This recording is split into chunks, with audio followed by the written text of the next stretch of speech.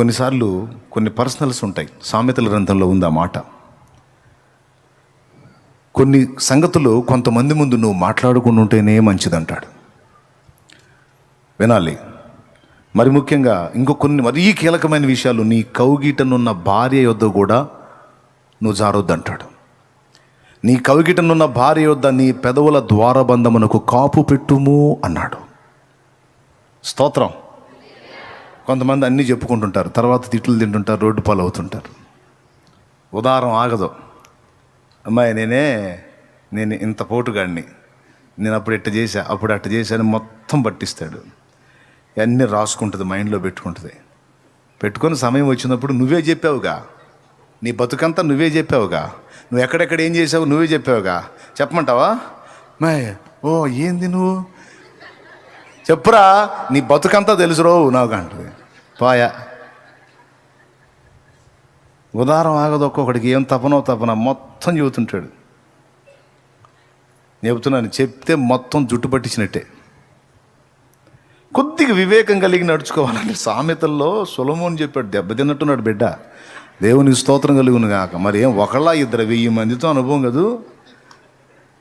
అందుకని ఎక్కువ మాట్లాడుతున్నానా, ముఖ్యంగా భార్య దగ్గర పోయి జాగ్రత్తగా ఉండని చెప్పాడు.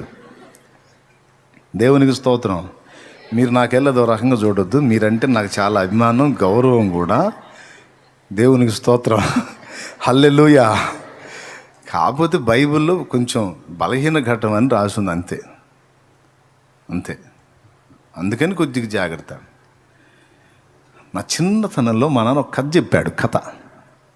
ఒక కథ పురుషుడి అవివేకం గురించి ఒక కథ చెప్పాడు. కథని ముందే చెప్పా, మళ్ళీ మీరు తర్వాత ఆవేశపడితే ఊరుకోను. కొంతమంది ఉంటారు, అటు జరిగిద్దా అంటారు. ఈ వెటకారాలు చేసి నేను చెప్పను. దేవునికి స్తోత్రం. చెబుతా వినండి. వివేకం, దాని యొక్క విలువ. ఓ రోజు ఓ మనుషుడు అడవిలో పశువులను మేపటానికి పోయాడంట. ఓ యవనస్తుడు పశువులను మేపటానికి పోతే అక్కడ అతనికి ఒక భక్తి సాధకుడు, ఒక దేవదూత లాంటివాడు కూడా తారసపడి ఏదో ఇతను ఉపకారం చేశాడు. ఆ ఉపకారానికి ప్రతిగా అతను, నీకేదన్నా నేను ఉపకారం చేయాలి, నాకు ఫలానా విద్య తెలుసు, అది ఆ శక్తి నీకు వచ్చేటట్టు నేను నిన్ను దీవిస్తాను అన్నాడు. ఏంటంటే జంతు, పక్షి జాతి, పురుగు జాతి, సమస్త జీవుల జాతి భాష నీకు అర్థమయ్యే విధంగా నేను నిన్ను ఆశీర్వదిస్తున్నానని ఆ దూతలాంటోడు దీవించాడు. ధన్యుణ్ణి అన్నాడు ఇతను. ఇక ఏ పక్షి మాట్లాడినా నీకు అర్థమైద్ది, ఆఖరికి చీమ దోమ మాట్లాడినా నీకు అర్థమవుతాయి. ఓ అన్నాడు. అట్లాంటిది ఏదో మనకు వస్తే బాగుండు కదా, పరలోకం పోయాక చూద్దాం, అట్టంటే ఇక్కడ వద్దులే. సరే, ఆ పవర్ వచ్చేసింది. అయితే ఒక మాట చెప్పాడు, ధన్యుణ్ణి అని వెళ్ళబోయేటప్పుడు చిన్న మాట అన్నాడు. ఏంటంటే, నేను ఈ పవర్ నీకు ఇచ్చినట్టు, నీకు వీటి భాష అర్థమవుతున్నట్టు నువ్వు ఎవ్వరికి చెప్పకూడదు. ఎవరికి చెప్పినా నీ తల అక్కడే పగిలి చచ్చిపోతావు. ఇదొక్కటి జాగ్రత్త అన్నాడు. వరం ఇచ్చి ఏదో ఒక ట్విస్ట్ ఉంటుంది కదా, షరతు. ఆ షరతు పెట్టాడు. నా చిన్నప్పుడు మా నాన్న చెప్పిన కథ. నాకెళ్ళి సరిగ్గా చూస్తున్నారా? ఈ ఎన్నేళ్ళు? రైట్, బాగానే ఉన్నారు. సరే, అయిపోయింది. వీడికి అన్నిటి భాష అర్థమవుతుంది. కొన్ని నవ్వుకుంటున్నాడు, ఏమేమి మాట్లాడుకుంటున్నాయి అది చూసి బాగా మంచి టైం పాస్ అవుతుంది వాడికి, హ్యాపీ. కొన్ని రహస్యాలు తెలుసుకుంటున్నాడు, ఏదో కొన్ని ఉపయోగపెట్టుకుంటున్నాడు, అంత బాగుంది. భార్య వచ్చింది, పెళ్ళయింది, భార్య వచ్చింది, మంచిగా కాపురం. క్రొత్త కాపురం స్టార్ట్ అయింది సంతోషంగా అలాజాలంగా. ఓ రోజు వాడు పందిరి మంచం మీద కూర్చున్నాడు. ఎవరు? భర్త. భార్య ఏదో మాట్లాడుతూ ఉంటే భార్యకి సమాధానం చెప్తా కూర్చొని ఆ మాట ఈ మాట మాట్లాడుతా కిందికి చూశాడు. కిందికి చూస్తే చీమల బారు వరసగా పోతుంది. చీమల బారు వరసగా వెళ్తూ ఉంది. ఈ చీమలు ఇంత కోలాహలంగా వెళ్తున్నాయి, అసలు ఏంది వీటి భాష, ఏం మాట్లాడుకుంటున్నాయని కొంచెం అటు చెవి పరికించాడు. చెవి పెడితే అది చీమల పెళ్ళి హడావుడి. చీమలకి మ్యారేజ్ కార్యక్రమం జరుగుతుంది. ఆ పెళ్లి కార్యక్రమానికి చీమలన్నీ కలిసి వెళ్తున్నాయి అన్నమాట. ఆ పెళ్ళికి పోయే వాళ్ళ జనాలు కోలాహలం మాటలు ఉంటాయి, అక్కడ ఆ సంభాషణ జరుగుతుంది. ఈ సంభాషణలో చీమకి ఎన్ని కాళ్ళు ఉంటాయి? 4 కాళ్ళు ఉంటాయి అనుకోండి. ఒక చీమ 3 కాళ్ళే ఉంది, దానికి 4 కాళ్ళు ఉన్న చీమలన్నిటినీ 3 కాళ్ళ చీమ మహాహడావుడి చేస్తుంది. ఇదే బలహీనరాలుగా అడుగులు అడుగేసుకుంటూ నడుస్తా బాగా నడిచే వాటన్నిటిని ఎగతాళి చేస్తుంది, హడావుడి చేస్తుంది. టైం అవుతుంటే పారేంటి తొందరగా, ఏంటి నడకలేంటి, మీ వ్యవహారం ఏంటని ఇంతసేటు గొడవ చేస్తుందని ఈ నడక చూస్తే 3 కాళ్ళే ఉన్నాయి, 1 కాళ్ళు లేదు. వాడికి ముచ్చటేసి పక్కున నవ్వాడు. అరే అని నవ్వాడు. భార్య పట్టుకుంది. ఏంటండి ఎందుకు నవ్వారు అంది. చీమల వ్యవహారం వీడు చెప్పకూడదుగా, అక్కడ జరిగే తంతెందు వీడికి చెప్పకూడదుగా, వీడికి అర్థమైంది నాకు తెలియదు. ఆమె ఏమనుకుంటుంది, నా విషయంలో ఏదో ఎగతాళి చేశాడు, నా సంగతిలో ఏదో నవ్వాడు. ఇక ఆడవాళ్ళు వదిలిపెట్టరుగా, ఏంది ఎందుకు నవ్వావు అంటారు. ఏం లేదమ్మా వేరే విషయం ఏంటంటే వేరే విషయం ఏంది ఆ విషయం అంటారు. వేరే విషయం లేమంటే ఏంది ఆ విషయం, వేరే విషయం ఏంది అని నీకు సంబంధించింది కాలేమ్మా వేరే సంగతి అంటే నా దగ్గర కూడా దాచిపెడతావా నువ్వు, నన్ను అడుగుతావు అన్నీ, అదేంది ఇదేంది అన్నీ అడుగుతావు, నా దగ్గర అన్నీ తీసుకుంటావు, మరి నువ్వు చెప్పవా అని ముఖం అడ్డు తిప్పు. నీకు ఆడవాళ్ళు తిప్పితే ముఖం మాడిస్తే ఆపుతారు, ఇక ప్రాణం తీస్తారుగా. మరి అర్థం చేసుకో, ఇది నీ వ్యవహారం కానే కాదు, ఈ రిలాక్స్గా ఉండండి. మరి ఏ వ్యవహారమో చెప్పు అంటది. అని నీ చెప్పేది కాదమ్మంటే నాకు చెప్పేది కాకూడని రహస్యం కూడా ఉందన్నమాట. నువ్వే నా ప్రాణం అనుకున్నా, నువ్వే నా సర్వస్వం అనుకున్నా, నువ్వు అన్ని విషయాల్లో నాతో ఓపెన్గా ఉంటావు అనుకున్నా, నువ్వు నన్ను మోసం చేశావు అంటే నాకు తెలియకూడని రహస్యాలు కూడా ఉన్నాయన్నమాట నీకు అంది. ఇక వీడు తల కొట్టుకుంటాడు. మరి నీకు చెప్పేది అర్థం కాదు, ఇది వేరే విషయం ఏం కాదు, ఇది నా పర్సనల్ అన్నాడు. నాకు తెలియని పర్సనల్ ఏది ఉండటానికి వీళ్ళు లేదు, తేలాల్సిందని కూర్చుంది. ఇక పెరిగిపోతుంది వివాదం. ఏం చేయాలా, ఈ పిచ్చిది మీదిరా ఇటు పట్టుకుంది. చివరికి అన్నాడు, అమ్మాయి నా ప్రాణం మీదకి వచ్చింది నేను చెప్పకూడదు అన్నాడు. వామ్మో, ప్రాణం మీదకి వచ్చేంత విషయమా, అట్టయితే తేలాల్సిందే అంది. ఇంకా గట్టిగా పట్టుకుంటాడు. పిచ్చిదన్నది చెబితే చస్తానే నేను అన్నాడు. వామ్మో అంత పెద్దదా, అట్లయితే తేలాల్సిందని ఇంకా గట్టిగా పట్టుకుంది. ఏం చేయాలి? సరే జాలి పడిద్దని, అమ్మాయి సరే ఇంత మొండిగా పట్టుబడుతున్నావు, చచ్చిపోతున్నా చెప్తే నేను, అయినా చెప్పమంటున్నావు, చచ్చిన పర్వాలేదు చెప్పమంటున్నావు, మనస్ఫూర్తిగానే అంటున్నావు అంటే మనస్ఫూర్తిగానే అంటున్నావు చెప్పు. సరే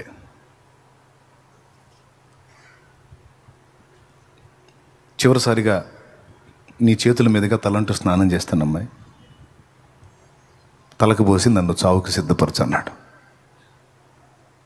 ఏం పర్లా, కుంకుడికాయలు కొట్టింది, చక్కగా మొత్తం రెడీ చేసి పడేసింది, వేడి నీళ్ళు తోడి పెట్టింది. ఇక నాకు చెప్పు సావు అని.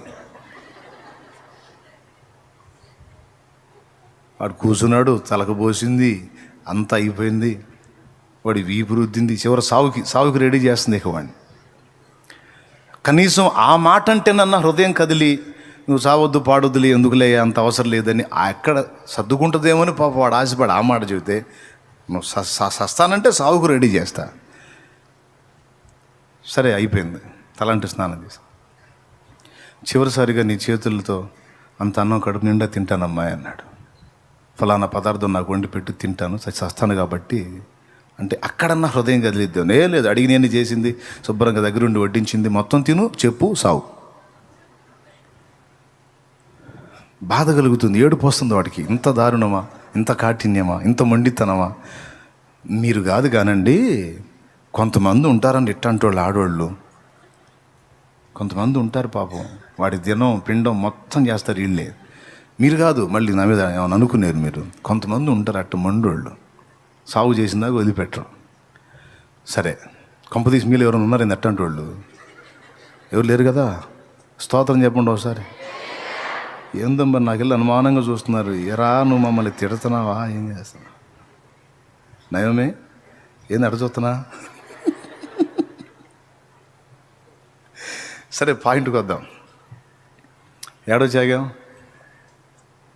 అదేదో మొత్తానికి చెబుతున్నావు. సరే, అన్నం తిన్నాడు.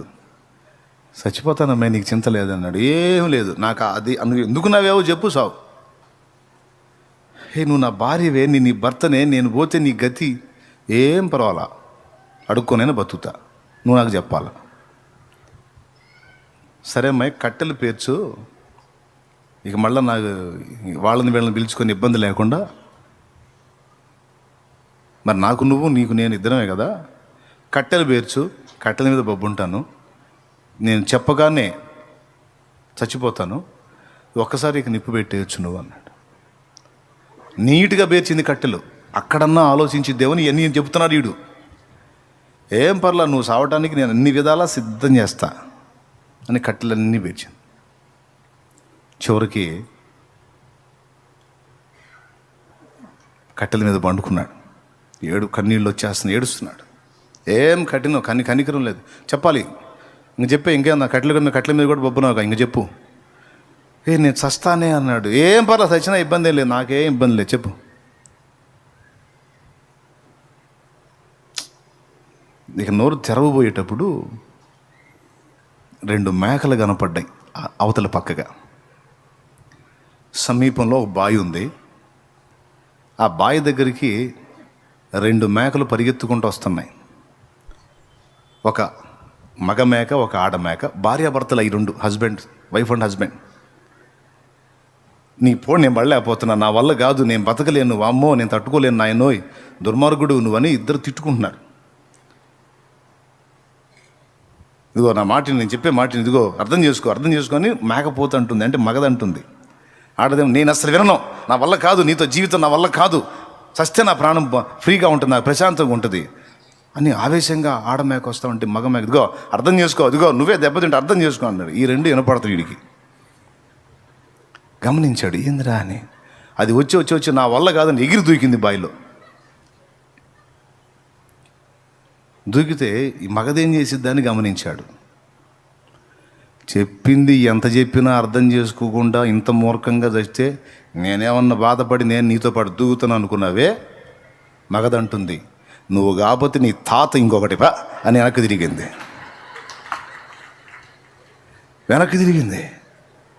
వెనక్కి తిరిగి వెళ్ళిపోతా ఉంది. ఇదేమో నీడలో పడి చచ్చింది, అదే వెళ్ళిపోతుంది. ఇక వీడు చెప్పలా, లేచి ట్రా అన్నాడు. దగ్గరికి వచ్చింది, కొడితే గిర్రం తిరిగింది కాసేపు.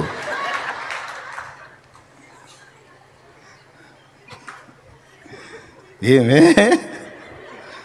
నాకు తలకపోస్తావా, నాకు బతికుండగానే పిండం పెడతావా ఉండి, నాకు సజీవంగా ఉండగానే కట్టెలు పేర్చి కట్టెల మీద బొబ్బ పెడతావా? ఇట్లాంటి దానికి ఎందుకు నాకు నువ్వు కాకపోతే నీ తాత. దేవునికి స్తోత్రం కలుగునుగా. మనుషుల్లో చాలామంది ఇట్లా ఆలోచిస్తే ఎంత బాగుండు. ఒక్కొక్కడు పోయి రైలు కింద తలకాయ పెడతాడు. ఎవరన్నా నా బోటోడు నీ బోటోడు చూసి కాపాడి ఎందుకురా సావాలనుకున్నా అంటే ఇంట్లో భార్య పొడి పడలేకపోతున్నా నాన్నయ్య అంటాడు. ఇంటో ఆళ్ళ పొడి పడలేకపోతున్నా, ఏళ్ళ పొడి పడలేకపోతున్నా, అందుకని అట్టా ఇందుకని ఇట్టా. నీ బొంద. నీ చావు కోరినటువంటి వాళ్ళని లక్ష్య పెట్టాల్సిన అవసరం ఏముంది? నువ్వు సచ్చినా పర్వాలేదన్న వాళ్ళని లక్ష్య పెట్టి వాళ్ళ కోసం సత్య అవసరం ఏముంది? నువ్వు బ్రతకాలని కోరుకుంటున్నాడు నీ దేవుడు. నువ్వు బాగుండాలి, నువ్వు బాగుండాలి, నువ్వు క్షేమంగా ఉండాలి, నువ్వు బ్రతికుండాలి, నువ్వు సజీవంగా ఉండాలి, నువ్వు ఆశీర్వాదకరంగా ఉండాలని కోరుకుంటున్న వాడు ఒకడున్నాడు. నా భర్త నన్ను పట్టించుకోవట్లేదు, ఇట్లా అంటున్నాడు, అట్లా అంటున్నాడు, చచ్చిపోవాలనిపిస్తుంది. తాడేసుకొని, సేరేసుకొని, కిరసనాయిలు దేవులాడుకొని, గ్యాస్ నూనె దేవులాడుకొని, గ్యాస్ ఓపెన్ చేసుకొని, పిచ్చి మొహమా. నీ చావును ఆశించేవాళ్ళు, నువ్వు సస్తే పర్వాలేదు అనుకునేవాళ్ళు, వాళ్ళ ప్రేమ దొరకలేదని ఏడుస్తావా వెర్రి మొహమా? నీకోసం చచ్చిపోయిన వాడు ఒకడు ఉన్నాడు ఇక్కడ. నీకోసం చచ్చిపోయిన వాడు ఒకడు ఉన్నాడు. చచ్చేంతగా నిన్ను ప్రేమించేవాడు ఒకడు ఉన్నాడు. ఎవరు నిన్ను ప్రేమిస్తే అంత, ప్రేమించకపోతే అంత. బోడి ప్రేమ. ఏం ప్రేమ? నా పిల్లలు అసలు గుర్తించట్లా నన్ను, ఇంకా నేను ఎందుకు బతకాలా? బాయాడుంది, చెరువాడుంది. ఎంతవరకు అమ్మా నీ పిల్లలు?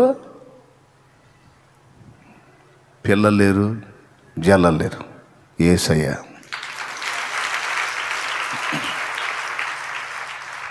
ఎవరో తల్లు లేరు, పిల్లలు లేరు. నా వారు ఎవరున్నా నీ తోడు సరిరారు. నా వారు ఎవరున్నా నీ తోడు సరిరారు. చేసి ఉన్న పాసలను చిత్రముగా మరచేరు. చేసి ఉన్న పాసలను చిత్రముగా మరచేరు. ఈ లోక బంధాలన్నీ తెగిపోను ఒకనాడు. ఈ లోక బంధాలన్నీ తెగిపోను ఒకనాడు. నా తండ్రి మన అనుబంధం విడిపోదు ఏనాడు. నా తండ్రి మన అనుబంధం విడిపోదు ఏనాడు. విడిపోదు ఏనాడు. యేసుని అనురాగం, మమకారం ఎవరైనా ఈ బ్రతుకులో దొరుకునా ఎందైనా ఈ జగతిలో. యేసుని అనురాగం నిజమైన మమకారం చూపున ఎవరైనా ఈ బ్రతుకులో దొరుకునా ఎందైనా ఈ జగతిలో. యేసుని దేవునికి మహిమ. ఏమంటారు? సత్తారా?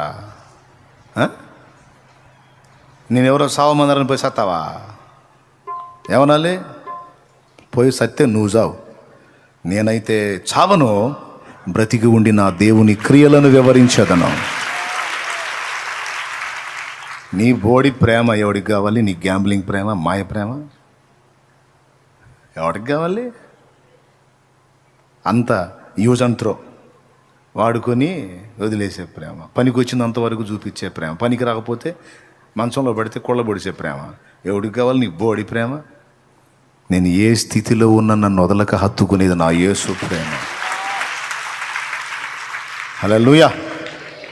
ప్రేమ, యేసుని ప్రేమ, ఇది ఎవ్వరు కొలువలేనిది. నిజము, దీనిని నమ్ము, ఇది అందించలేనిది. ప్రేమ, యేసుని ప్రేమ, ఇది కొలువలేనిది. నిజము, దీనిని నమ్ము, ఇది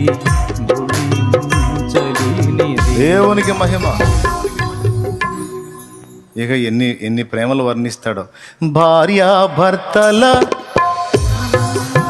ఆయనకి నేనంటే ఏమి లవ్వు. పెళ్ళైనాక పెడతాడు చెవులో పువ్వు. దేవునికి స్తోత్రం. అసలు ఎంత లవ్వో నేనంటే, కూర్చున్నా నేనే, లేచినా నేనే, ఏమైనా నేనే, నా కోసం ఏమైనా అయిపోతాడంట. పెళ్ళైనాక ఈ ముఖ 20 మందితో చూతాడు వాడు అదే మాట. ఎంత విశాల హృదయుడో. అందరి సంగతి కాదు, కొందరి సంగతి. మళ్ళీ పురుషులు తిట్టుకుంటారు నన్ను, ఊరుకో పరువు తెస్తున్నావు నువ్వు మన పరువు అని. చెబుతున్నాను లేరా? కళ్ళ ముందే మోసం చేసిన వాళ్ళు ఉన్నారు, దారుణంగా ఫ్రాడ్ చేసిన వాళ్ళు ఉన్నారు. పురుషుల్లో ఉన్నారు, స్త్రీలలో కూడా ఉన్నారు.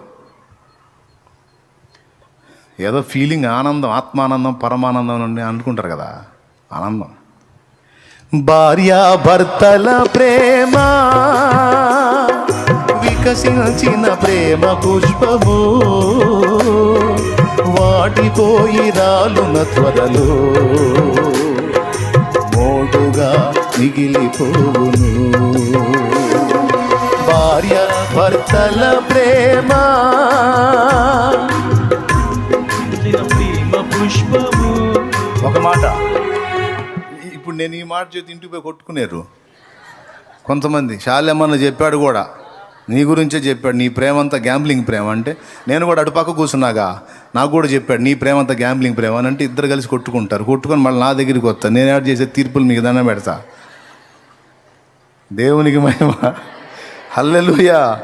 జస్ట్ బ్యాలెన్స్ కోసం చూస్తున్నారు. ఎవరి మీద ఎవరు పూర్తిగా డిపెండ్ అవ్వద్దు, అందరం కలిసి డిపెండ్ అవ్వాల్సింది